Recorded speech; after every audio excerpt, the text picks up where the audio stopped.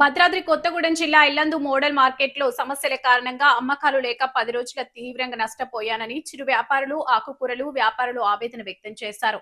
పాత మార్కెట్లోనే తాము అమ్మకాలు కొనసాగిస్తామని, ఇక్కడే అమ్మకాలు కొనసాగించేలా అవకాశం కల్పించాలని డిమాండ్ చేశారు. సరైన బేరాలు లేక 10 రోజులు 60,000 రూపాయలు నష్టపోయానని ఆకుకూరల వ్యాపారి ఆవేదన వ్యక్తం చేశారు. ప్రజా ప్రతినిధులను, పెద్ద వ్యాపారులను కలిసి సమస్య చెప్పినా పట్టించుకోవడం లేదని ఆవేదన వ్యక్తం చేశారు.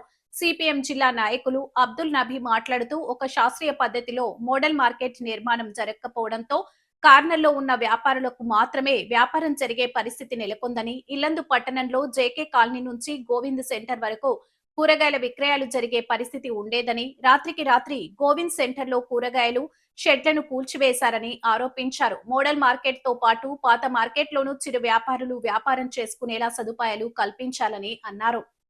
ప్రాబ్లం లేకుండా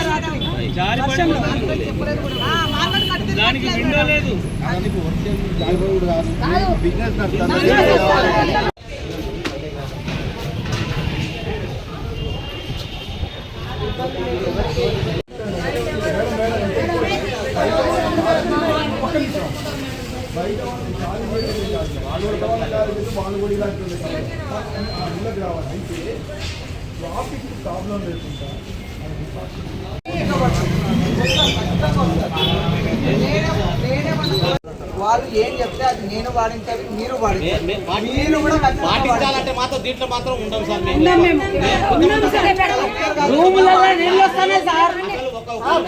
వాళ్ళు అన్నం తిండి లేకుండా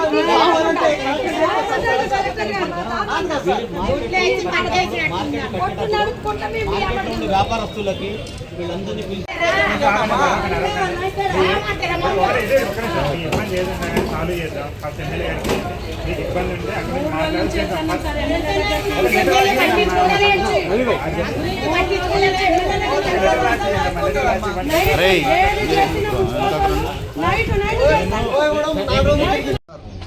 చూడండి అయినా కూడా కావట్లేదు సార్. అయితే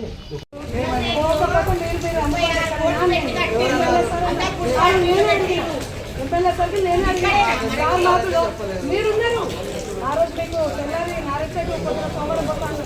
ఆ రోజు లాస్ట్ క్వశ్చన్ వేసింది నేనే, సార్ రోడ్ల మీద ఉన్నాయి తీపిస్తారా లేదా అంటే మీరు పోండి తీయనప్పుడు మీరు తీసుకొని మీరు ఎక్కడ పెట్టుకున్నారో పెట్టుకోండి అన్నారు. ఎందుకు ఎవరైనా వీడియో తీసుకొని చాలా నష్టపోతాం సార్. బిజినెస్ సెట్ అయ్యే వరకు వస్తారు, అది వచ్చే వరకు మేమంతా మొత్తం నష్టపోతాం సార్. ఎక్కడికి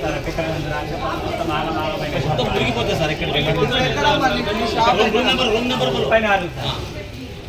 45 సంవత్సరాలు కొత్తిమీర 45 సంవత్సరాలు బట్టి నేను 10 మంది కుటుంబాన్ని 10 మంది కూడా నా మీద ఆధారపడి నా మీదనే అసమంటి ఆధారం పడి నన్ను ఇబ్బంది పెట్టి నా కాడ నాకు రూములు ఇచ్చారు.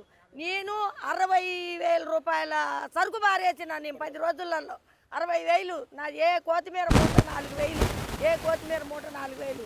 నేను 4 రోజులు బట్టి నేను కొయ్యగూడెం పోయినా, 4 రోజులు తిరిగిన, మళ్ళీ ఆడ నుంచి వచ్చిన ఎమ్మెల్యే కాడికి పోయినా నన్ను పట్టించుకోలే, చేట్ల కాడికి పోయినా చేట్లు పట్టించుకోలే. మేమేం చేసాం, మేము మురిగిపోతున్నాం, మేము బారపోతున్నాం, మేమెవరికి చెప్పుకోవాలా? మా తిప్పలు మేము పడుతున్నాం, నీ తిప్పలు వేడుతున్నావు, మేము చెప్పలేకపోతున్నామని చేట్లు కూడా అన్నారు. మళ్ళీ ఎమ్మెల్యే కాడికి పోయి కాలమే పడ్డా, పోయి మేమేం చేయాలో రూమ్లలోనే ఉండాలా, ఇంకా నెలకైనా పని అవి వస్తాయి, బేరాలు అడిగిపోతాయి అన్నారు. అట్లా కూడా అంటే మేము పెట్టలేమయ్యా, మేము బతకలేము, మార్కెట్కి పోతాం అంటే మీరు నిలబడకుండా మీరు ఏడ ఊరు బయట పోయి పెట్టుకొని బతకండి అన్నారు. ఆ నుంచి వచ్చినాం. ఇవాళ మేము మనుషులు కాని రాకుండా ఉన్నారు, మేము వచ్చి ఇవాళ పెట్టుకున్నాం. పాత మార్కెట్లోనే మేము బతుకుతాం. నా వెనక 10 మంది బతకాలి, నేను 10 మంది చదువుకోవాలి, నా వెనక 10 మంది బతుకుతారు, నేను బతకను. నేను 60 ఏళ్ళు ఆశ చేసుకున్నాయి అని మీకు అందరికీ తెలుసు. ఇల్లందు కూరగాయల మార్కెట్కు సంబంధించి ఇవాళ కొత్తగా మోడల్ మార్కెట్ అని కట్టారు. ఆ మోడల్ మార్కెట్ వల్ల అసలు వ్యాపారాలు నడవట్లేదు. వర్షం కొడితే మొత్తం వర్షపు నీళ్ళన్నీ కూడా అన్ని షాపుల్లోకి వస్తున్నాయి. అట్లాగే షట్టర్ కిందికేస్తేనేమో కూరగాయలు మురిగిపోతున్నాయి, షట్టర్ తీసి ఫ్యాన్ వేస్తే కూరగాయలన్నీ ఎండిపోతున్నాయి.